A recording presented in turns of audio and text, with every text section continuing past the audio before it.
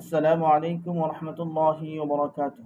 إن الحمد لله والصلاة والسلام على رسول الله وعلى آله وصحبه ومن والاه. কাছে কিংবা দূরে, দেশ কিংবা প্রবাসে, যে যেখান থেকে দেখছেন এবং দেখবেন আমার নিয়মিত অনুষ্ঠান আহলে বাইতের মোহাব্বত আর সপ্তম পর্বে আপনাদেরকে জানাচ্ছি অন্তরস্থল থেকে মুবারকবাদ। আজকে যেই হাদিস নিয়ে আলোচনা করব অত্যন্ত গুরুত্বপূর্ণ হাদিস।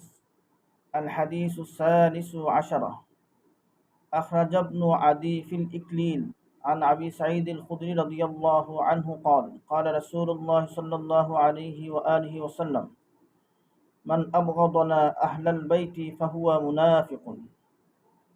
ইবনু আদি ইকলিল কিতাবে হযরত আবু সাঈদ খুদরি রাদিয়াল্লাহু তাআলা আনহু থেকে বর্ণনা করেন, রাসূল আকরাম সাল্লাল্লাহু আলাইহি ওয়াসাল্লাম ইরশাদ করেছেন, আমার আহলে বাইতের প্রতি যে বিদ্বেষ পোষণ করে সে মুনাফিক।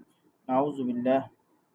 আল হাদিসুর রাবিউ আশারা أخرج ابن حبان في صحيحه والحاكم عن أبي سعيد الخدري رضي الله عنه قال قال رسول الله صلى الله عليه وآله وسلم والذي نفسي بيده لا يبغضنا أهل البيت رجل إلا أدخله الله النار.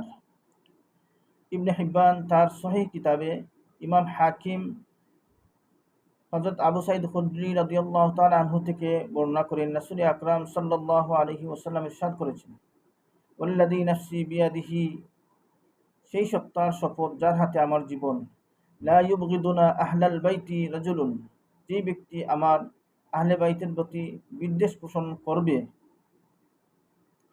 আল্লাহ তাকে জাহান্নামে প্রবেশ করাবেন। নাউযু বিল্লাহ।